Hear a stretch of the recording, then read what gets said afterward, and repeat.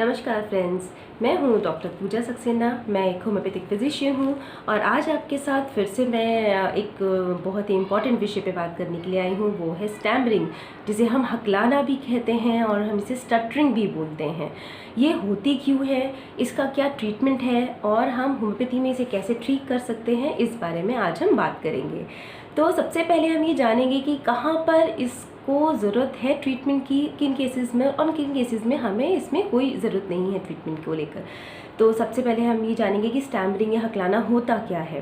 Stammering जो है वो एक तरह का स्पीच डिसऑर्डर है, जिसमें बच्चे जो होते हैं या जो भी जिसको भी स्टैमरिंग होती है वो अपने वर्ड्स को या तो बहुत ज़्यादा रिपीट करता है बोलने में, या लंबा कर देता है, या किसी शब्द को बोलने से पहले उसके किसी अक्षर पर रुक रुक कर उसे बोलता है, या जब जो सेंटेंस का आखिरी वर्ड होता है उस पे वो अटक जाता है, वहाँ पे अटक अटक के बोलेगा वो।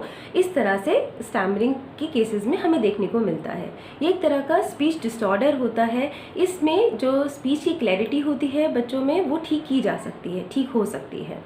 दूसरा, ये हम देखते हैं कि हमें 1% बच्चों में ये देखने को मिलता है, जिसमें से कि 75% जो बच्चे हैं केसेस होते हैं वो 3 से 4 साल की उम्र के बाद ये चीज़ बिल्कुल ठीक हो जाती है।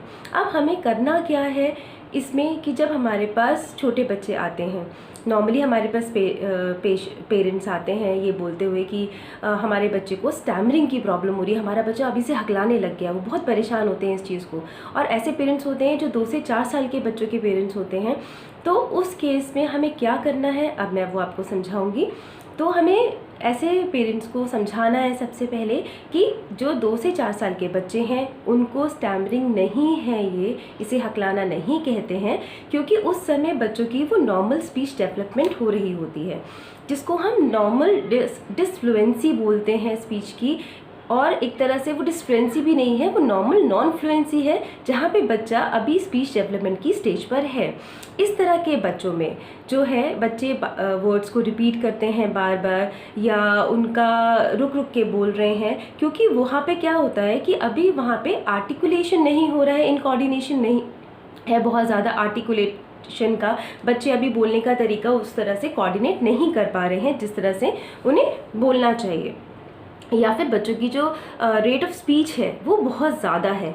तो ये चीज़ हमें वहाँ देखने को मिलती है। तो इस स्टेज को हम बोलते हैं नॉर्मल नॉन फ्लुएंसी की स्टेज। ये किसी भी बच्चे को कभी भी हो सकती है, किसी में थोड़ी ज़्यादा होती है, किसी में थोड़ी सी कम होती है, लेकिन नॉर्मली हमें हर बच्चे की उस स्टेज में मिलती है जहाँ पे उनका भी नॉर्मल जो स्पीच डेवलपमेंट अभी स्टार्ट हुआ है। तो ये 2 से 4 साल के बच्चों में होता है। इसमें हमें क्या होता है, हम कैसे सोचेंगे कि अभी ये ठीक हो सकता है, क्योंकि अभी इस तरह के केसेस में जहाँ पे 2 से 4 साल की स्टेज है बच्चों की, वहाँ पे हमें जो स्टैमरिंग के साथ में जो सेकेंडरीज होती हैं वो हमें नहीं देखने को मिलती। जैसे सेकेंडरीज में कि जब बच्चा हकला रहा है तो वो अपने मसल्स को ट्विच करना स्टार्ट कर देगा, उसकी फेशियल मसल्स में ट्विचिंग स्टार्ट हो जाएगी, मसल जो है वो टेंस होने लग जाएंगी, नेक की मसल्स, फेस की फेशियल मसल्स जो हैं, हैंड, शोल्डर्स, ये सब उसके जो है बहुत ज़्यादा वहाँ पे टेंस हो जाएंगे बहुत ज़्यादा। उसकी आइज़ जो है वो बार बार ब्लिंक करेंगी, आइज़ को क्लोज़ करेगा वो बार बार, और इस तरह की चीज़ें हमें वहाँ पे नहीं मिलेंगी। तो यहाँ पर जो है हमें क्या करना है, इसका क्या सॉल्यूशन है, हम ये देखेंगे कि जो 1 से 4 साल के बच्चों के पेरेंट्स हमारे पास आते हैं उन्हें हम लोग यही बोलते हैं कि आपको उन्हें कुछ भी करने की ज़रूरत नहीं है।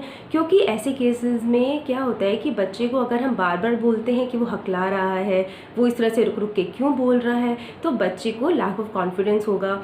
वो बच्चा या तो बोलना बंद कर देगा और उसको लगेगा कि मैं कुछ गलत बोल रहा हूँ, तो बोलने की कोशिश नहीं करेगा। तो वो कॉन्शियस हो जाएगा बहुत ज़्यादा, उसमें एक फ़ियर आ जाएगा और वो एंटिसिपेशन की स्टेज में चला जाएगा। तो इस तरह के केसेस में हमें पेरेंट्स को ये समझाना है कि हमें बिल्कुल भी बच्चों को टोकना नहीं है। बच्चों का ये नॉर्मल स्पीच डेवलपमेंट की स्टेज है, तो ऐसे केस में उन्हें उनको बोलते रहने देना है जैसे वो बोल रहे हैं, और वो अपने आप जो ये स्टेज है धीरे धीरे चली जाएगी। लेकिन आपको उसके अंदर अभी डर नहीं बिठाना किसी भी तरह का, उसे टोकना नहीं है, बार बार उसको उसके सामने ये नहीं बोलना है कि वो इस चीज़ में हकला के बोलता है, उसे रोक रोक के बोल रहा है, या उसे किसी शब्द में प्रॉब्लम हो रही है, या किसी वर्ड के साउंड को वो प्रॉपर्ली नहीं बोल पा रहा है। अभी हमने उसको नहीं छेड़ना वहाँ पर।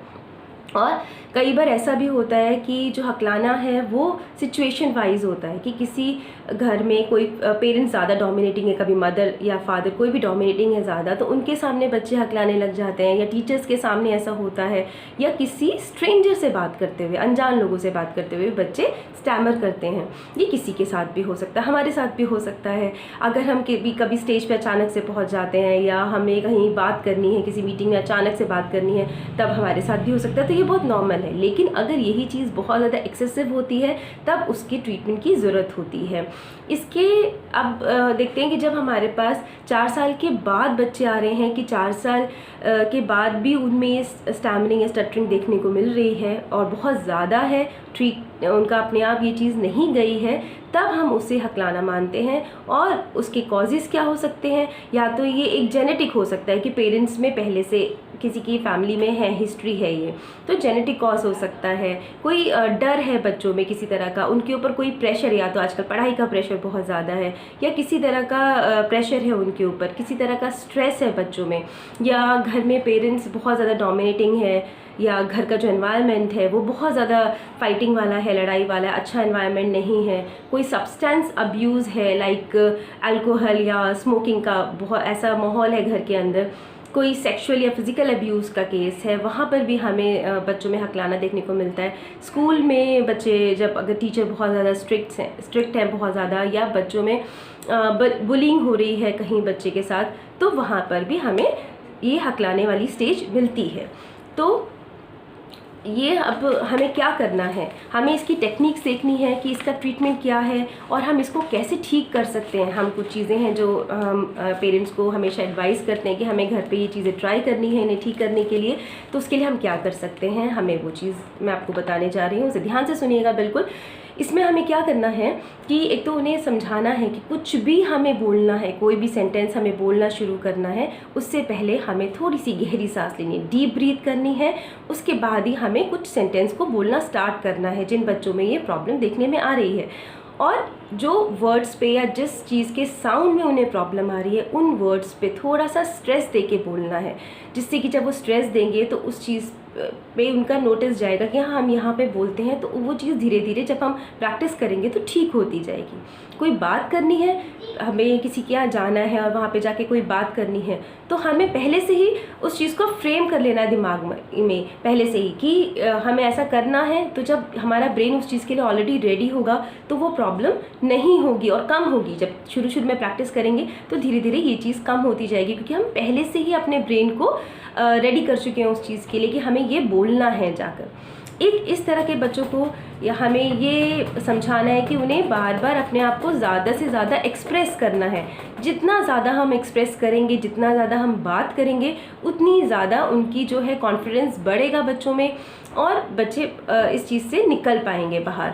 हमें उन्हें ये मोटिवेट करना है कि आप जाके बार बार स्ट्रेंजर्स के साथ बात कीजिए, क्योंकि जितना ज़्यादा आप स्ट्रेंजर्स से बात करेंगे, क्योंकि उन लोगों को नहीं पता होता है कि बच्चा हकलाता है, तो वो इस चीज़ को उतना नोटिस नहीं करेंगे। और जितना हम जो नोन लोगों को पता रहता है कि हाँ बच्चा हकलाता है, तो हम ज़्यादा उस चीज़ को रिएक्ट करते हैं। तो स्ट्रेंजर से बात करने पर बच्चे को ये प्रॉब्लम थोड़ा नहीं होगी और कम होगी उस टाइम में।